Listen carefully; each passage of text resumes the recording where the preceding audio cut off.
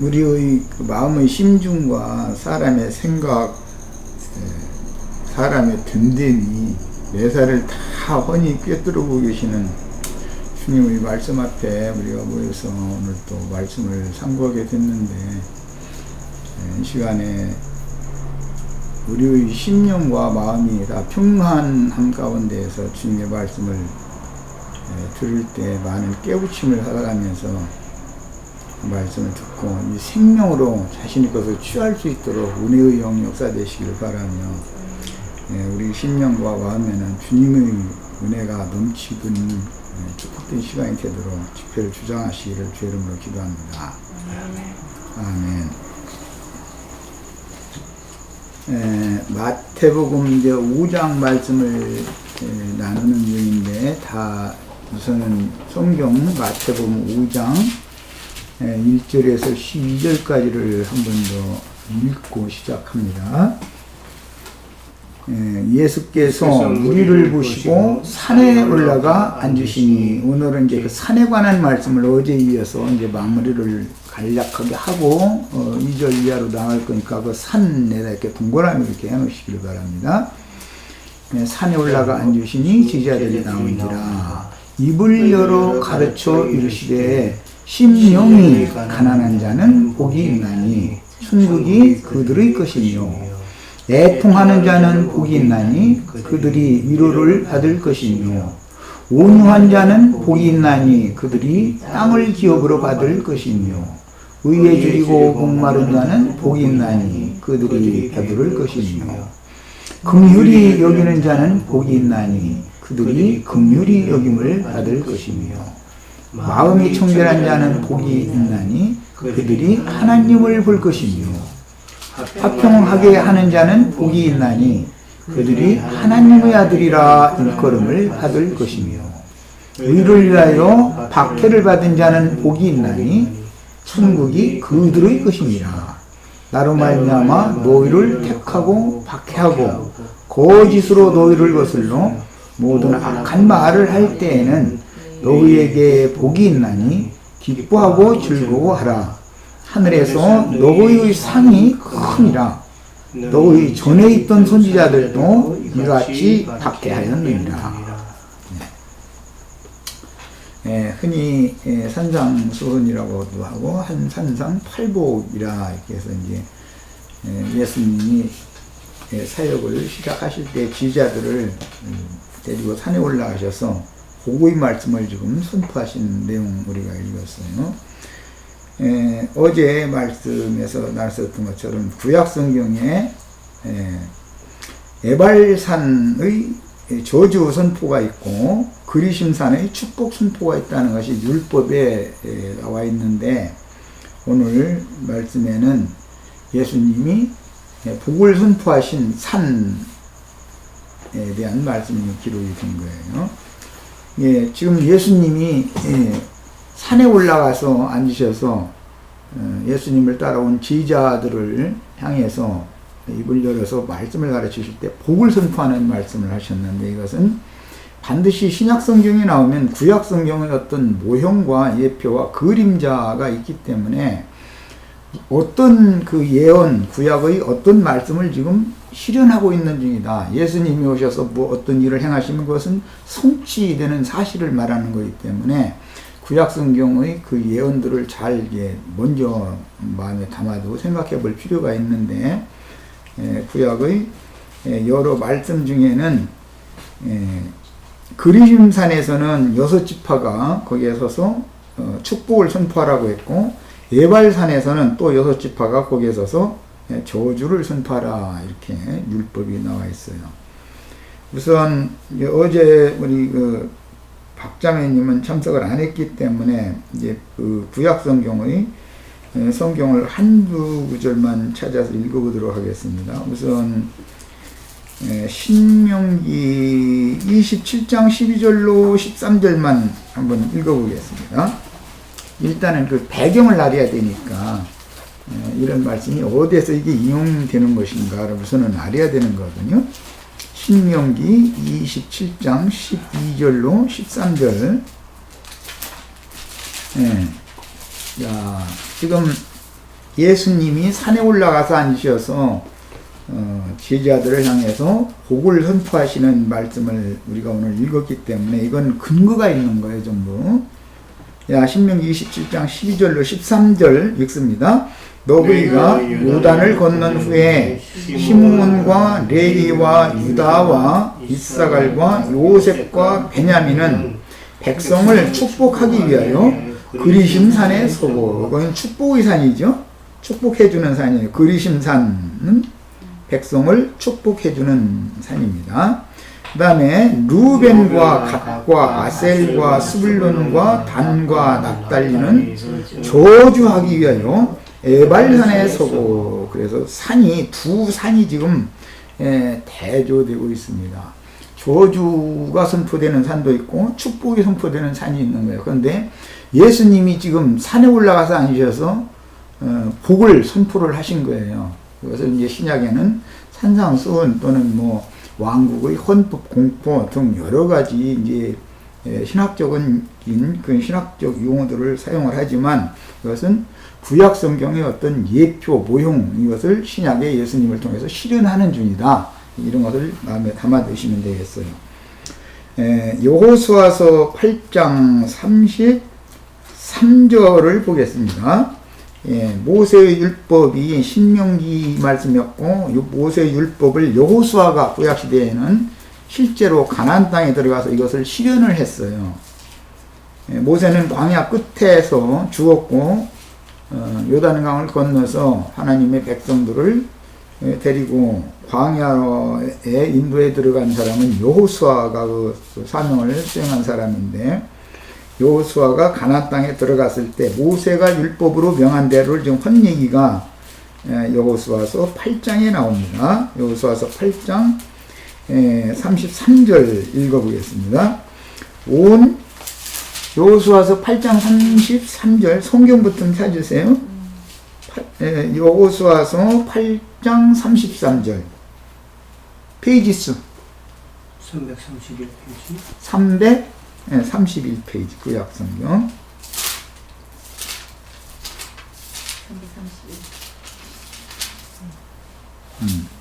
33절 읽습니다.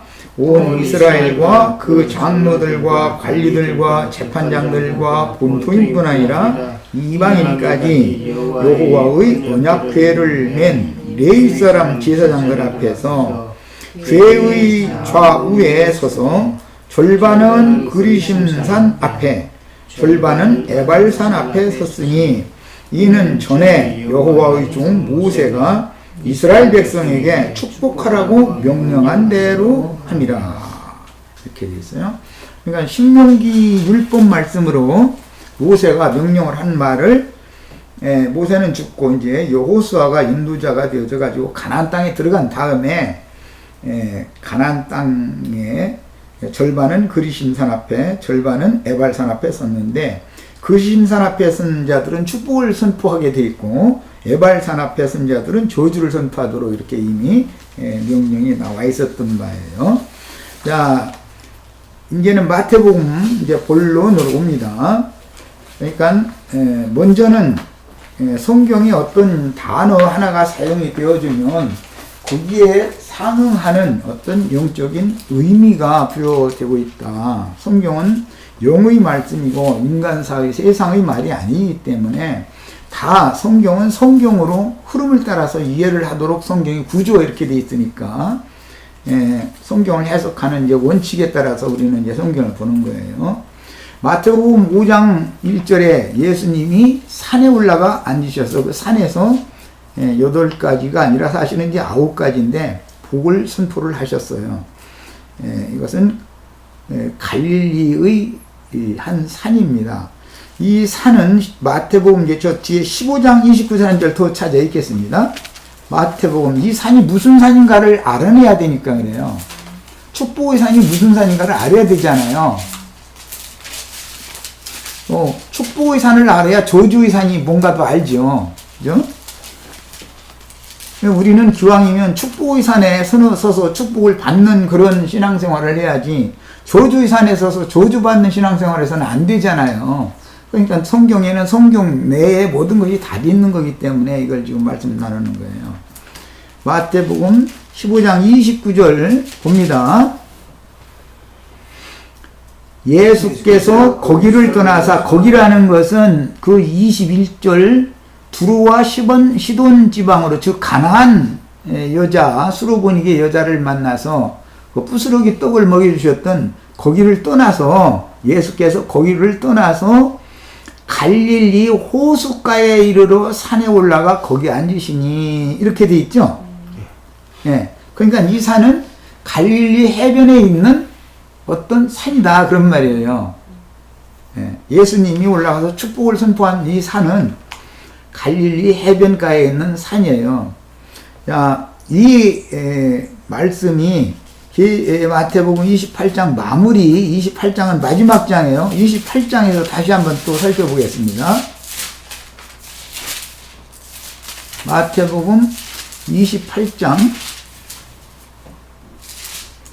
마태복음 28장은 부활하신 예수님이, 구속을 이루신 주님께서 죽임당하신 지 사흘 만에 부활을 하셔가지고 제자들을 만나는 내용이 나오는 것이 마태복음 28장이잖아요. 자, 여기서는 육신으로 계신 예수님을 만나는 얘기가 아니고 이제 구속을 이룬 후에 영으로 오신 예수님을 만나는 얘기가 마태복음 28장 내용이에요. 그런데 7절을 보겠습니다. 또 빨리 가서 그의 제자들에게, 이게 누구 보고 하는 말이죠? 막달라 마리아 보고 하는 말이죠. 막달라 마리아가 예수님이 무덤에 가서 지금 예수님 만난 거잖아요. 예. 그런데 그 막달라 마리아 보고 주님이 분부를 하시는 내용이에요. 예, 빨리 가서 그의 제자들에게, 예수님의 제자들에게 이르되, 그가 죽은 자 가운데서 살아나셨고 너희보다 먼저 어디로 가신다고요? 죽기는 예루살렘에서 죽으셨죠? 예루살렘의 골고다 언덕에서 십자가에서 죽으신 거예요. 그랬는데 그 골고다 동산에 바위에 판 쇠무덤이 있었고, 그곳에 장사되셨다가 그 예루살렘 근교의 골고다 동산의 바위에 판 새 무덤에서 부활되셔가지고 지금 무덤 밖에서 막달라 마리아를 만나서 하시는 말씀인 거예요. 그러니까 배경이, 이 성경의 흐름 배경을 잘 이해를 하셔야 되겠어요. 자, 그런데 막달라 마리아에게 내가 죽은 자 가운데 살아났고 너희보다 먼저 갈릴리로 간다, 이것은 이제 천사를 통해서 예수님이 부활하셨다는 내용과, 예수님은 너희보다도 먼저, 제자들보다도 먼저 갈릴리로 가실 거니까 거기서 다시 만나자, 이렇게 지금 재회를 할 것을 약속을 하시는 말씀이에요. 예수님이 죽었는데 제자들이 낙심 중에 있을 거 아니겠어요? 당연히. 그런데 부활하시던 날 새벽에 막달라 마리아를 천사의 모습으로 나타나신 예수님께서 천사를 통해서 전언을 하는 거예요. 너희보다 먼저 예수님이, 부활하신 예수님은 갈릴리로 가실 거니까 거기에서 또 만나자, 그랬단 말이에요. 자, 그런데 이제 한참 시간이 지난 다음에 16절을 봅니다. 이 약속을 막달라 마리아는 제자들에게 당연히 전했죠. 이걸 전하라고 그랬으니까. 이제 그 후로, 제자들이 이 약속을 받은 후로 한참의 시간이 지난 다음에 16절 읽습니다. 11제자가, 한 제자는 빠진 것은 가룟 유다가 빠졌기 때문에 여기서는 부활하신 이후에는 한 제자가 빠진 것이죠. 살아계실 때까지는 12제자였는데, 그러다 사도행전 1장에 가면은 마띠아라는 사도가 집사님 중에 뽑아가지고 12를 또 채우게 돼요. 예. 그런데 11제자가 어디로 가서? 갈릴리로 가서 예수께서 지시하신 산에 이르러 예수를 배웠고 경배했다, 이렇게 문맥이 이제 흘러가는 거예요. 그러니까 지금 계속 산 얘기가 계속 흘러가고 있죠. 예. 예수님이 살아생전에도 갈릴리 해변에서 전도를 시작하셨을 때 산에 올라가서 복을 선포를 했어요. 그랬는데 그 산은 갈릴리 호숫가에 있는 한 산이었었던 것이고, 그 산이 이제 지금 우리가 마태복음 17장은 안 읽었는데 베드로와 야고보와 요한이라고 하는 세 제자만 특별히 데리고 크고 높은 산으로 올라가서 천국의 영광을 가지고 오시는 광경을 미리 보여주셨어요. 주님이 재림을 하실 때 어떠한 모습으로 오실 것인가, 이것을 미리 보여주신 산이 그게 갈릴리의 한 산이단 말이에요. 그런데 이 갈릴리의 한 산이라는 것이 성경에는 반복 지금 나온다는 거예요. 예. 그럼 이제 여기 갈릴리의 한 산에서 재회를 하는 것은 부활하신 예수님을 제자들이 지금 다시 만나는 거단 말이에요.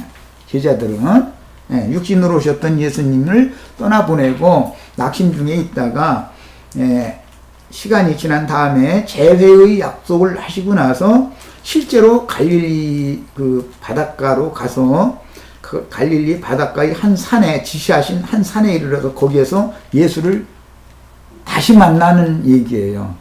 이 다시 만난다라는 것은 흔히 이제 굉장히 교계가 지금 혼선을 하는 문제인데, 주님이 다시 오신 것이잖아요. 육체로 오셨던 주님이 지금 영으로 다시 오신 것이란 말이에요. 그 얘기죠. 그러니까 우리는 이미 영으로 오신 주님을 만난 사람이 돼야 된단 말이에요. 그래야 참 제자잖아요. 주님을 만난 적이 없어요. 육신으로 오신 예수는 우리는 못 만나잖아요. 2000년 전에 죽으셨으니까. 그런데 영으로 오신 예수는 누구나 만날 수 있단 말이에요. 영으로 오신 예수를, 즉 재림하신 예수를 만나지 못한 사람은 주님의 제자가 아닌 거예요. 하나님 나라 천국 백성이 아닌 거예요. 또 이 문제가 너무 중요하기 때문에 좀 소상하게 다루는 거예요. 마태복음 내에서 그 17장 1절이죠. 거기 한번 더 읽어보겠습니다.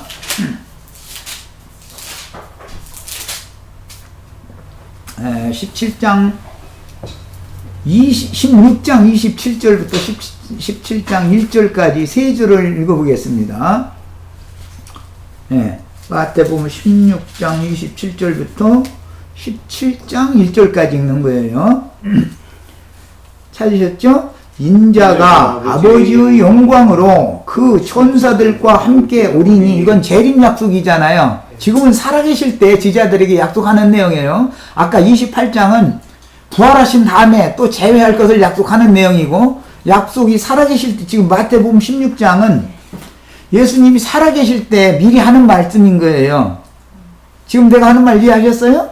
네. 마태복음 28장은 부활하신 다음에, 구속을 위해서 죽으시고 장사되셨다가 부활하신 다음에 갈릴리 한 산에서 제자들을 재회하는 내용인 것이고, 거기 먼저 읽었고, 지금은 예언상으로 예수님이 예루살렘에 올라가면 장로들과 대제장들과 서기관들에게 박해를 받고 내가 죽었다가 사흘 만에 다시 살아날 거다라고 예언을 하시면서 그 전에 산으로, 높은 산으로 제자들을 데리고 올라가셔가지고 천국의 영광을 가지고 다시 오시는, 재림하시는 주님이 어떤 모습으로 올까를 지금 여기서 예언적으로 보여주는 내용인 거예요. 이게 인자가 아버지의 영광으로 천사들과 함께 오리니 그때 각 사람이 행한 대로 갚으리라. 진실로 너희에게 이르노니, 여기 서 있는 사람 중, 그러니까 그때 당시에는 12제자들 죽기 전이니까, 죽기 전에 12제자들이 이 생을 떠나기 전에 인자가 그 왕권을 가지고 오는 것을, 이것은 재림하는 것이단 말이에요. 오는 것을 볼 자들도 있다 했어요.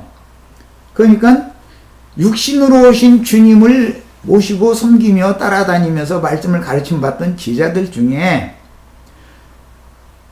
죽임을 당하신, 구속을 위하여 죽임 당하신 이후에 영으로 다시 오신 주님, 다른 모양으로 오시는 주님을 만날 제자들도 있다는 거예요. 그것을 지금 미리 예언을 해 주시는 거예요. 그런데 어떤 모양으로 오는지를 이제 17장부터 쭉 설명을 한 거예요.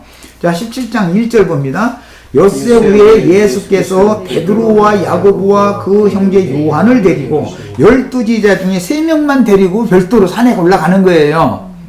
이 세 사람은 예수님이, 이 세 분이 죽기 전에 예수님이 재림하는 것을 볼 것이다 라는 예언이 응할 사람들이잖아요.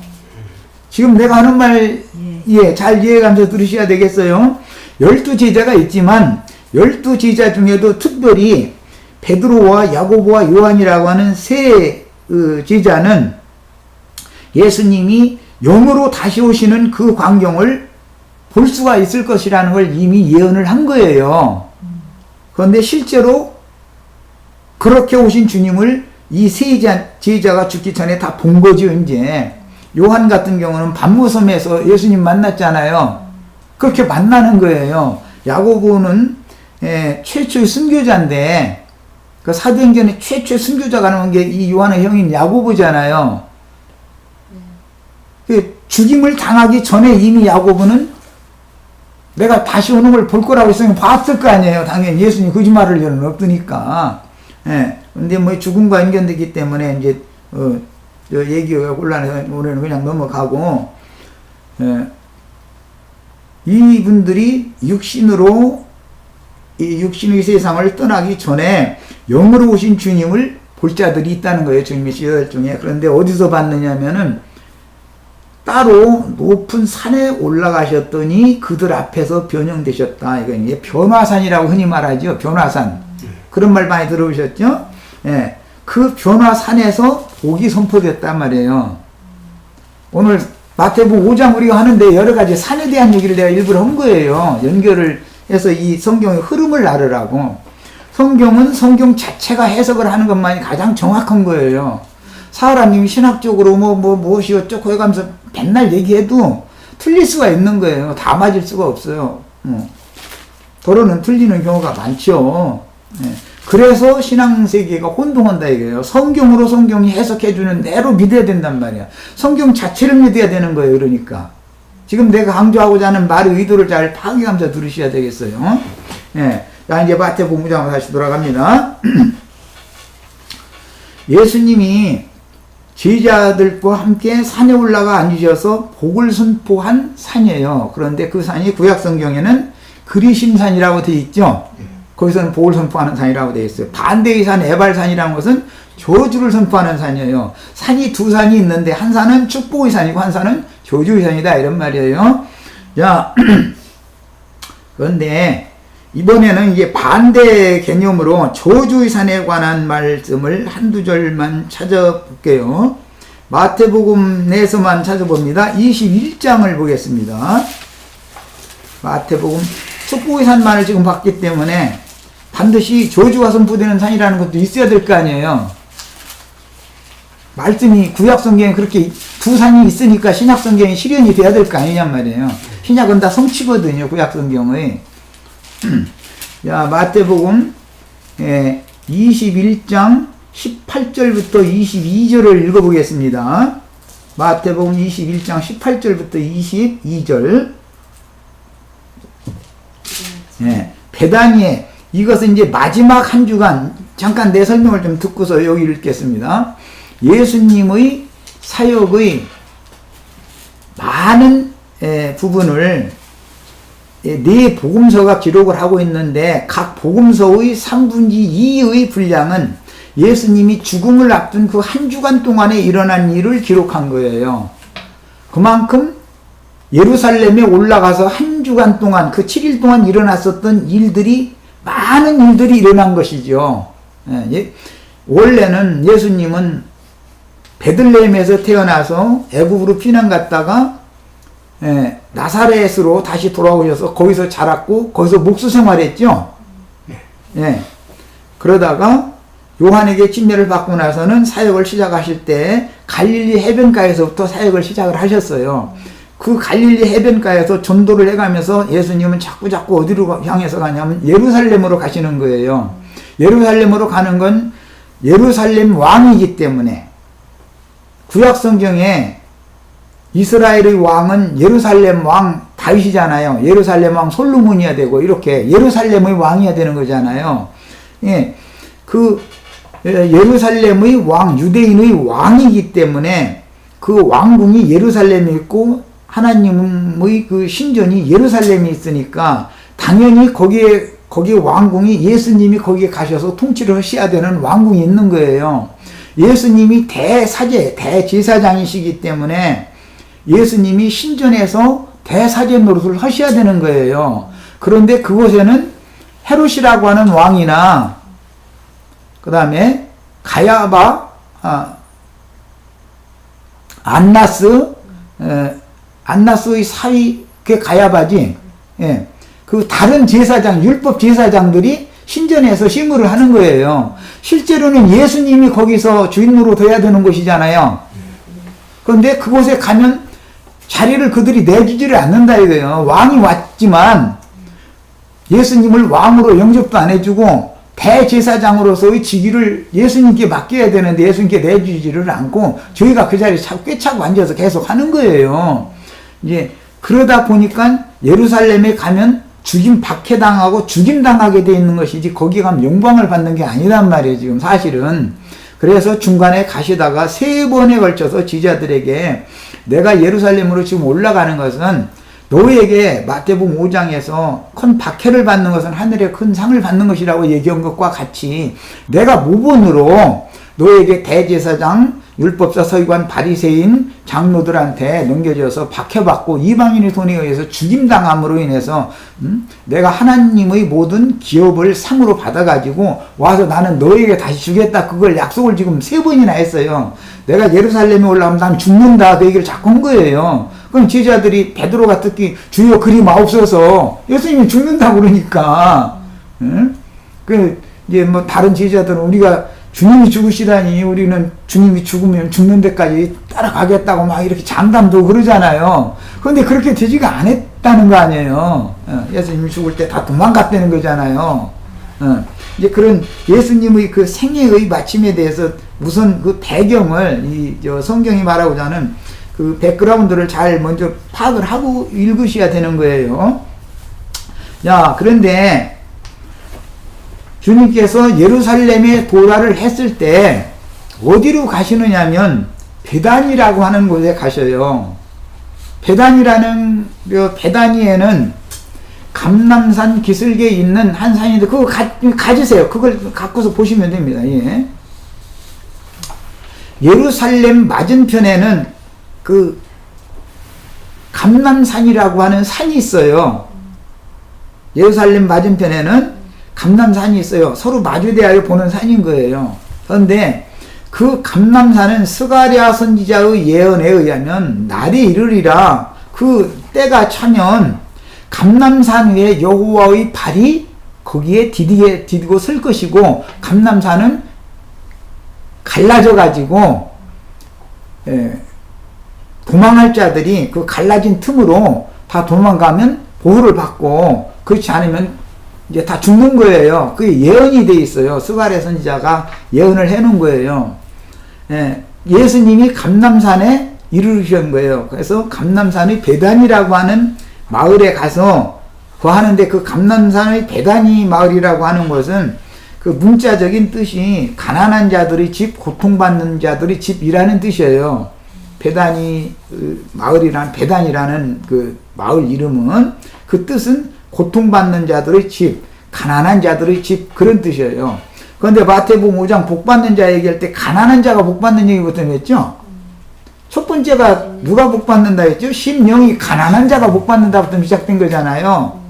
그런데 베다니 마을은 가난한 자들이 사는 동네예요. 거기에는 예루살렘 신전의 기득권자들에 의해서 율법으로 정죄받고 죄인들이라고 정죄받고 예루살렘 신전에 가서 제사에 참여하고 싶어도 할 수가 없어요. 그러니까 멀리서 신전을 바라만 보면서 눈물 흘리고 울면서 주님 우리는 언제나 하나님 앞에 나가서 하나님께 영광을 돌릴 수 있겠느냐고 호소하고 울고 그런 자들만 거기서 사는 거예요. 그 동네는 문둥이촌이었었어요. 그게. 그리고 창녀촌이고 이게 굉장히 힘들고 어려운 사람들만 사는 동네지요. 그런데 예수님은 예루살렘에 들어가서 환영을 받은 것이 아니라 거기서 배척을 받고 어디로 갔냐면 베다니 마을로 갔는데 거기서는 예수를 위해서 날마다 잔치를 했다 그랬어요. 그 7일 동안 베다니 나사로와 마르다와 마리아라고는 세 남매가 사는 집에서 7일 동안 잔치를 계속 하는 거예요. 천국잔치가 거기서 벌어진 거예요. 실제로는 예루살렘 신전에서 예수님을 영접한 왕이 오셨으니까 잔치를 해야 되잖아요. 대사제가 오셨으면 예루살렘 신전에서 잔치를 해야 되는 거 아니에요. 그런데 거기서는 배척을 해버리고 그 가난하고 고통받고 힘든 사람들이 사는 감람산 기슭의 그 베다니 마을에서 잔치를 날마다 했다는 거예요. 7일 동안을. 거기서 천국잔치가 베풀어진 거예요. 그 7일 동안 가르쳐준 말씀이 복음서의 3분의 2가 넘게 기록이 되어 있는 거다. 그런 말이에요. 성경의 흐름과 배경을 우선 아셔야 돼요. 네. 그러니까 감람산에 가셔서 7일 동안 지내시면서 한 말씀이 3분의 2가 넘는 게 복음서예요. 그렇게 많은 양을 차지하고 있는, 집중적으로 가르친 거죠. 그 7일 동안에, 예, 전국 복음을. 자, 이제 그런 배경을 가지고 읽는 거예요. 그러면 이제 21장 여셨죠? 17절부터 읽어나가겠습니다. 21장 17절부터. 그들을 떠나, 이것은 예루살렘 사람들을 떠나, 그 말이에요. 예루살렘 사람들을 떠나서 그들을 떠나 성 밖으로, 이 성이라는 건 예루살렘 성을 말하는 거예요. 예, 성 밖으로 베다니에 가서 거기서 유하시니라. 며칠 동안, 7일 동안 여기서 유하시면 이제 세상을 끝내는 거예요, 여기서. 예, 마지막 날 예루살렘에 끌려 들어가가지고 재판받고 이튿날 사형당하잖아요. 예, 이렇게 해서 죽게 되는 거예요. 자, 이른 아침에 베다니에 가서 쉬시다가 이른 아침에 또 전도를 위해서 예루살렘 성으로 또 들어가는 거예요. 예, 그러는 중인데 이른 아침에 성으로 들어오실새, 주무시기는 베다니에서 주무신 거예요. 예, 그리고 이제 예루살렘으로 들어오실 때 시장하신지라 길가에서 한 무화과 나무를 보시고 그리로 가서 잎사귀밖에 아무것도 찾지 못하고 나무에게 이르시되 이제부터 영원토록 네가 열매를 맺지 못하리라 하시니 무화과 나무가 곧 마른지라. 제자들이 보고 이상히 여겨 이르되 무화과 나무가 어찌하여 곧 말랐나이까.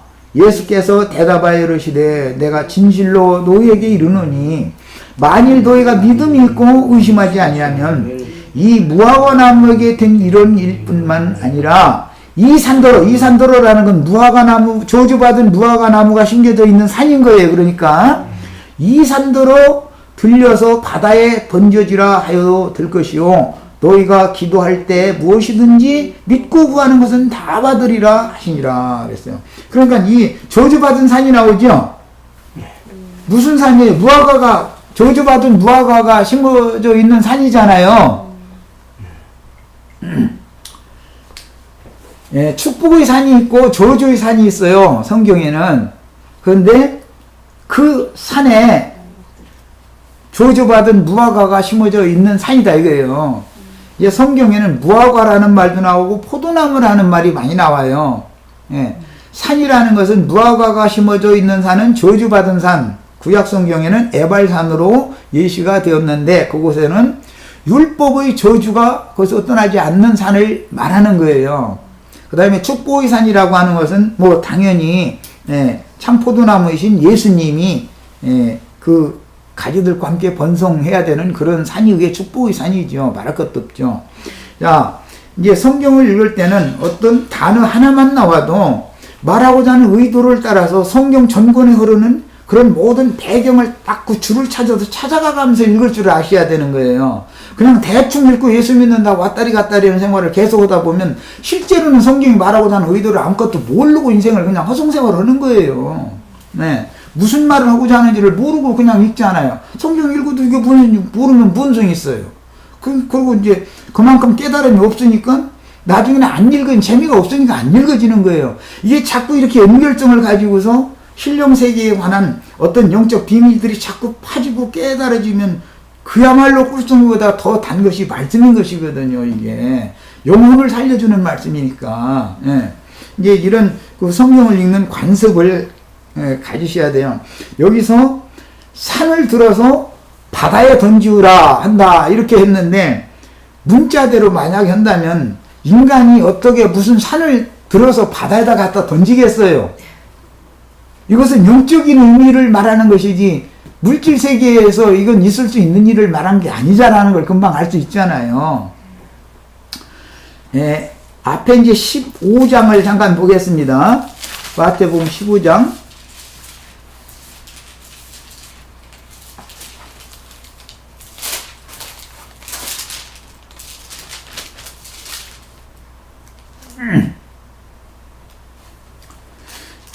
에,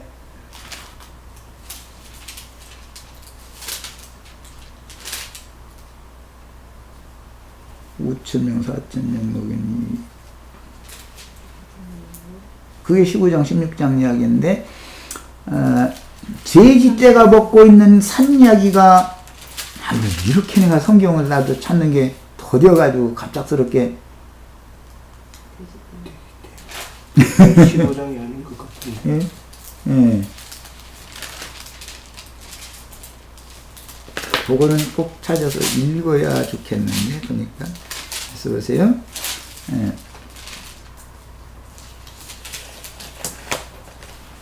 왜냐하면 이해가 필요하기 때문에 거기를 꼭 찾았으면 싶어서 그러는 거예요.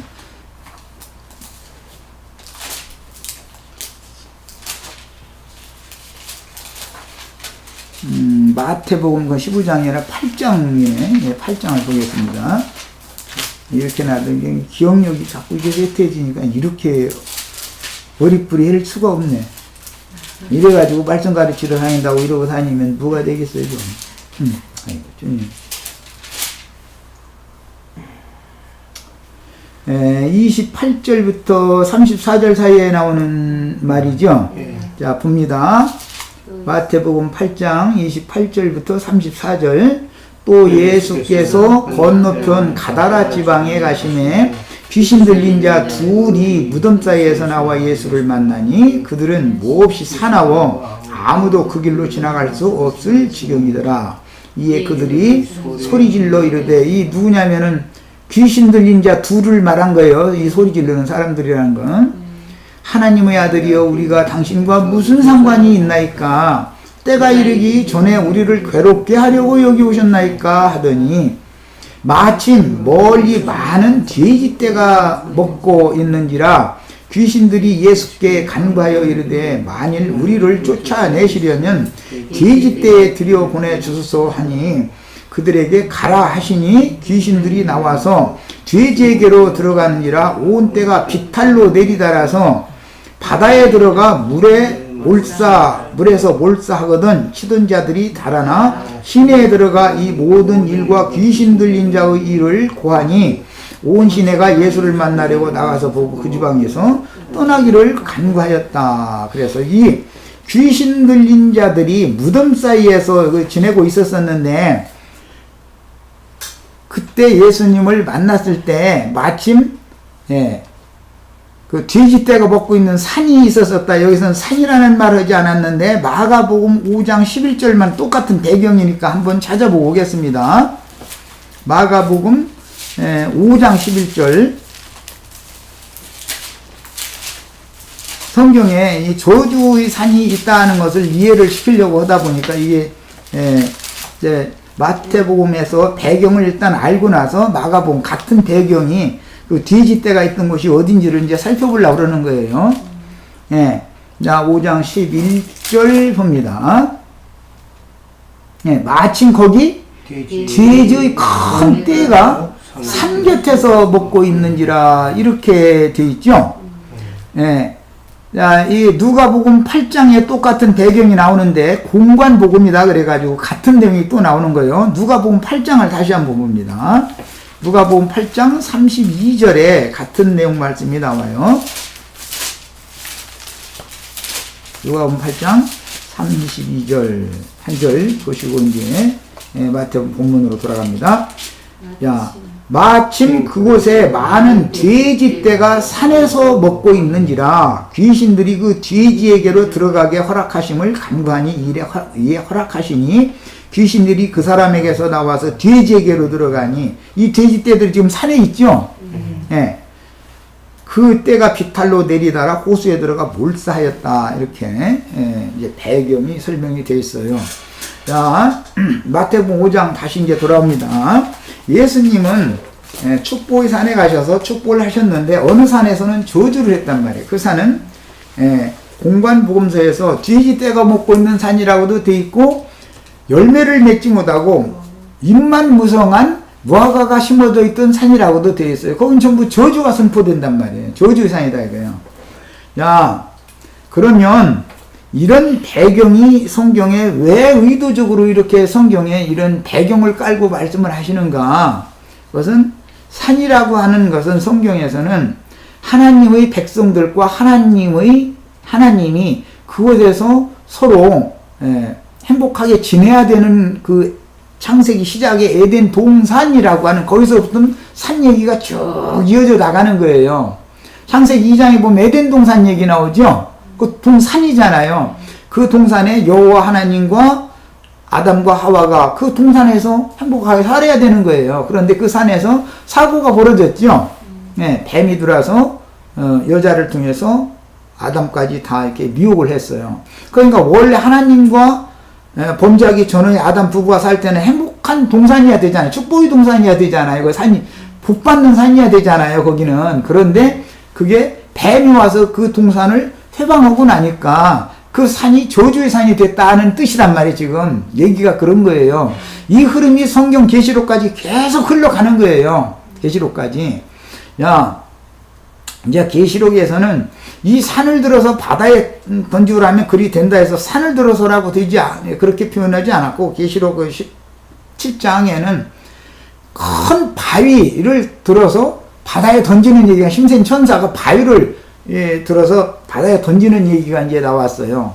이것은 전부 영적인 표현들이다. 사람이 어떻게 산을, 물질적인 산을 들어서 어떻게 바다에 던지겠어요? 하나님과 만나는 저주받은 산은, 바다라는 건 세상을 상징하기 때문에 세상을 심판할 때 뱀과 저주받은 사람들이 거하고 있는 그 산은 세상과 함께 심판을 받는다라는 것을 예시를 한단 말이에요. 저주라는 건 하나님이 최종 심판을 받는 것이 저주의 완성이기 때문에, 그 다음에 축복이라는 것은 천국이 저의 것이며 천국이 누구 것이 되는 것이 복받는 것이죠. 그러니까 그래서 이렇게 성경은 말하고자 하는 의도가 어떤 흐름을 따라서 흘러가는 것이다, 그런 말이에요.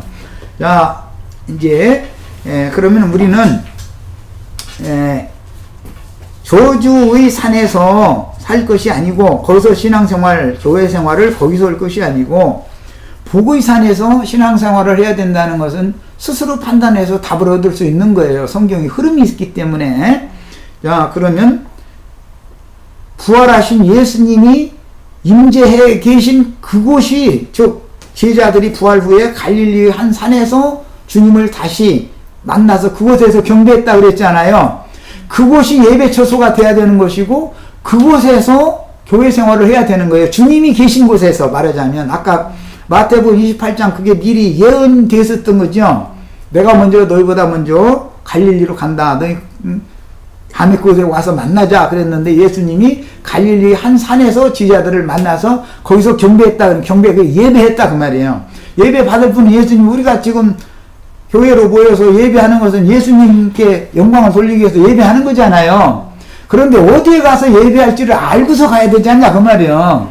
예수님이 계신 곳, 만나자고 약속하신 곳에 가야지 아무 산이나 가면 되겠냐 그 말이에요. 이제 어떤 성경을, 이 말씀을 나눌 때는 기왕이면 복의 근원이 되시며 복을 주시는 분이신, 저주를 변하여 복이 되게 하시는 예수님의 성령이 임재해 계신 그곳에 가서 성령의 복을 받아야지, 아무 곳이나 주님이 계시지도 않는 산에 아무데나 이것저것 가가지고서 그러고 다니면은 구약시대에 산당제사하러 다니는, 우상숭배하러 다니는 사람들과 뭐가 다르냐 이거예요. 구약성경에 보면 산당제사를 하던 사람들 다 심판받았죠. 산당제사장들이 수두시 많고, 그들은 전부 유명한 거짓 선지자들이다 이거예요. 많은 사람들이 막 때로 몰려다니는 거예요. 그런데 그 산당 예배를 하러 다니는 사람들을 볼 때 하나님의 눈으로, 영적인 눈으로 볼 때는 돼지떼로 본다 이거예요.